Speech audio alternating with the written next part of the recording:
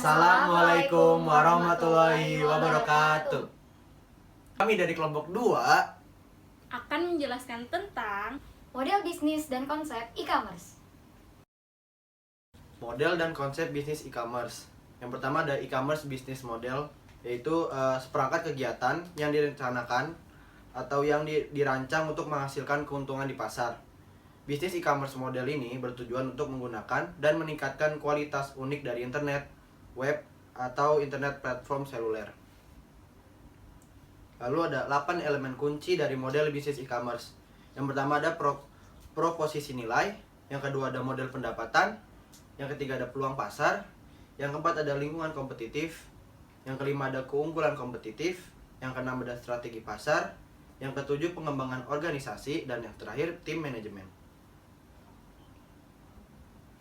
Proposisi nilai.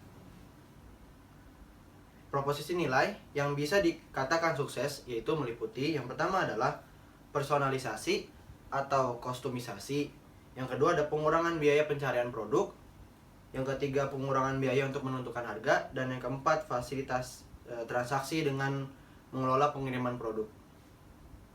Model pendapatan menjelaskan bagaimana perusahaan akan memperoleh penghasilan dan menghasilkan keuntungan dan menghasilkan pengembalian modal yang sudah diinvestasikan.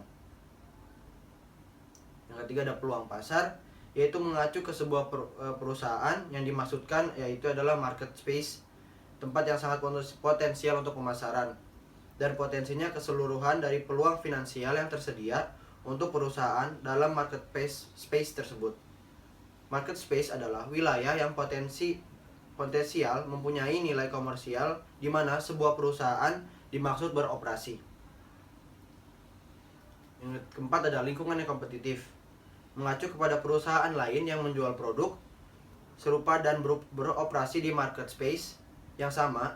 Faktor-faktor yang mempengaruhi di lingkungan yang kompetitif, yang pertama adalah berapa banyak pesaing yang aktif, yang kedua ada seberapa besar operasi merek, yang ketiga apa pangsa pasar untuk masing-masing pesaing, yang keempat bagaimana bisa menguntungkan perusahaan, yang kelima bagaimana harga produk mereka. Ada 2 tipe pesaing, yaitu pesaing langsung dan pesaing tidak langsung. Yang pesaing langsung adalah perusahaan yang menjual produk atau jasa yang sangat mirip dan masuk ke segmen pasar yang sama, seperti misalkan Priceline.com dan TravelCity.com.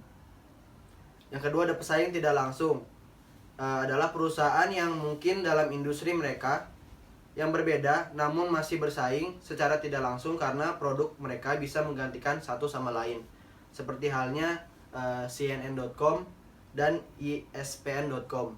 Selanjutnya ada keuntungan kompetitif, yaitu akan dicapai bila perusahaan dapat menghasilkan produk unggulan dan atau membawa produk ke pasar dengan harga yang lebih rendah daripada kebanyakan atau semua dari perusahaan pesaing lainnya.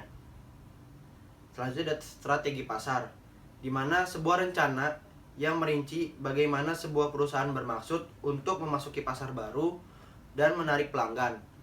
Apapun bisa dilakukan untuk mempromosikan produk-produk perusahaan berikut semua layanan terhadap konsumen, sehingga bisa mengetahui konsumen yang potensial. Selanjutnya ada pengembangan organisasi, menjelaskan bagaimana perusahaan akan mengatur pekerjaan yang harus diselesaikan.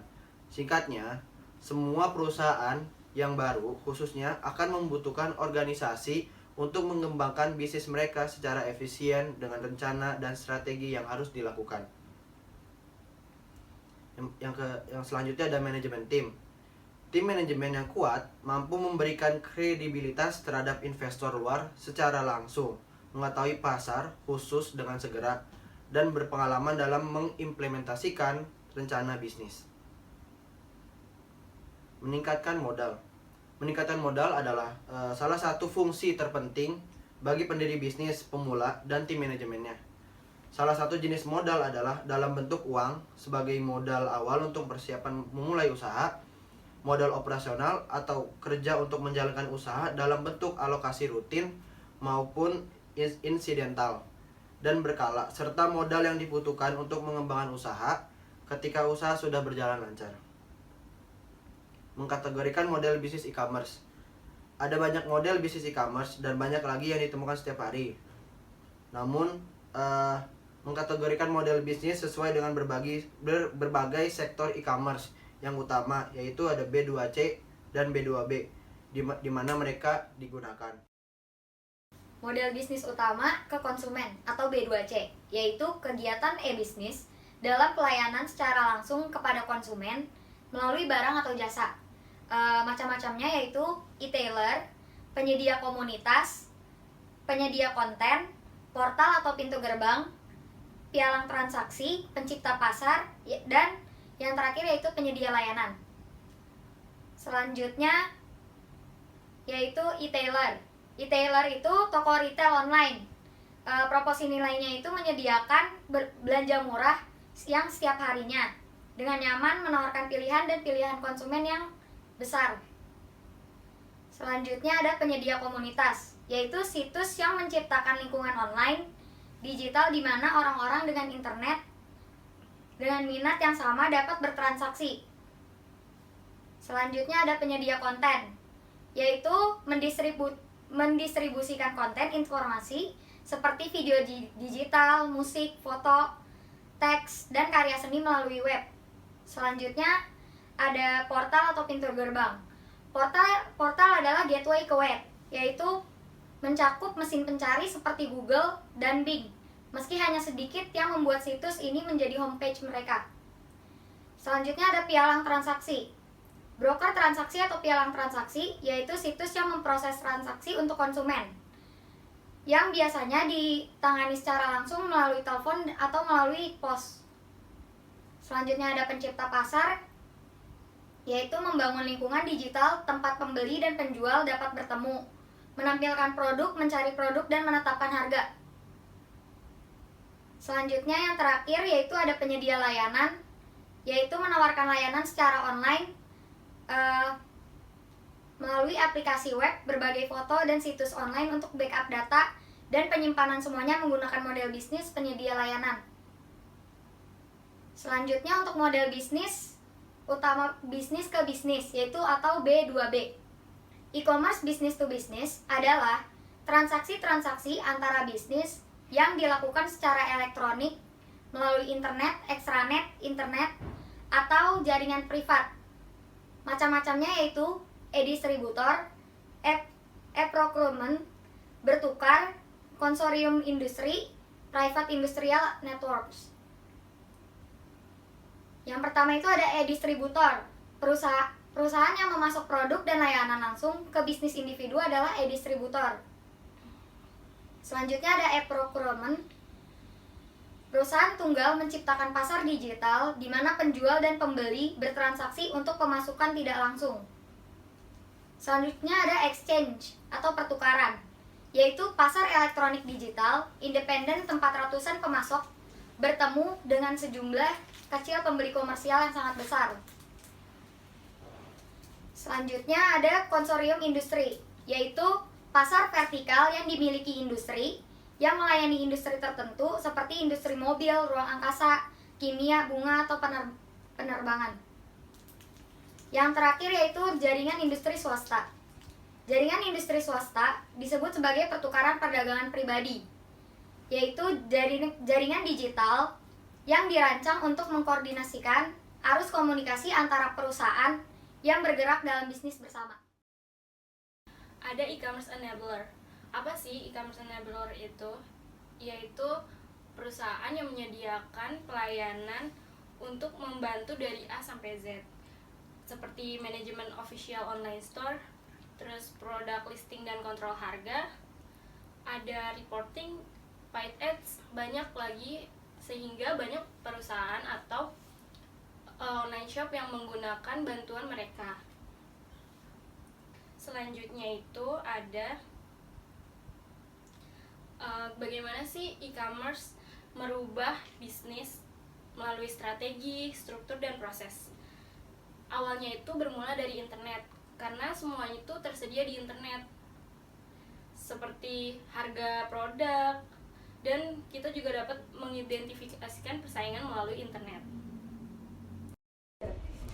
Kita ambil contoh aplikasi Tokopedia. Misalnya kita cari sabun cuci tangan. Setelah itu, kita dapat mensortir harga dengan mengklik sortir. Ada harga terendah. Nah, kita langsung dapat melihat harga-harga terendah dari sabun cuci tangan di setiap toko. Selain itu, bisa juga mensortir harga yang tertinggi di aplikasi ini. Setelah kita klik, langsung menampilkan harga sabun cuci tangan yang paling tinggi di aplikasi Tokopedia.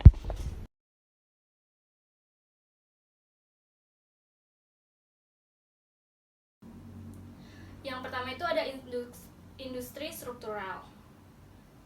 Apa sih? E-commerce itu memiliki banyak dampak pada struktur industri dan kondisi kompetitif. Dampaknya dapat dari implikasi negatif atau positif. Implikasi negatif itu seperti perusahaan yang lama berdiri itu bangkrut.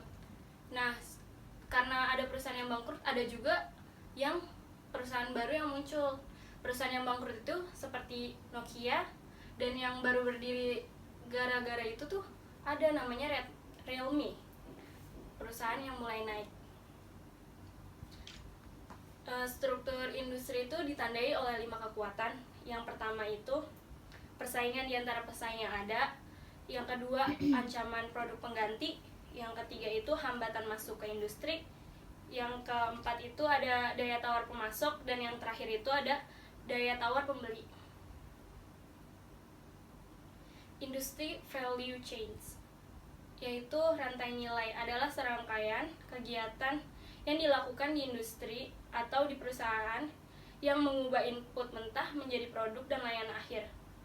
Kegiatan ini bisa menambah nilai ekonomi.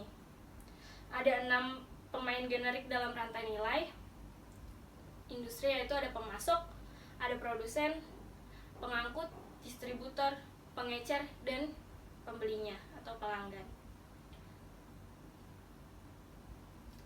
Yang selanjutnya itu ada firm value webs. Firm value webs itu apa sih? Yaitu ekosistem bisnis jaringan yang menggunakan teknologi e-commerce untuk berkoordinasi rantai nilai mitra bisnis dalam suatu industri. Atau pada tingkat pertama, untuk berkoordinasi, maka rantai nilai itu harus memiliki sekelompok perusahaan. Nah, ada strategi bisnis juga nih. Strategi bisnis itu yang pertama, diferensiasi produk atau layanan. Jadi kita nggak bisa cuman itu aja. Jadi kita misalnya kamera HP yang tadinya cuma 2, kita berdiferensiasi menjadi 3 gitu. Terus ada juga biaya persaingan. Selanjutnya ada ruang lingkup, kemudian fokus, dan terakhir itu keintiman pelanggan atau pemasok. Keintiman pelanggan itu bisa jadi jika pembeli itu lebih dekat kepada saya, dia jadi beli barang yang saya jual dibandingkan orang lain gitu. E-commerce itu nawarin banyak banget cara unik untuk membedakan produk dan layanan, seperti kemampuan untuk mempersonalisasikan pengalaman belanja dan menyesuaikan produk atau layanan tertentu dari setiap konsumen. Bisnis e-commerce juga bisa membedakan produk dan layanan, memungkinkan untuk membeli produk rumah, kantor, yang biasanya kita harus ke tokonya. Kita juga jadi lebih mudah melalui aplikasi atau online shop.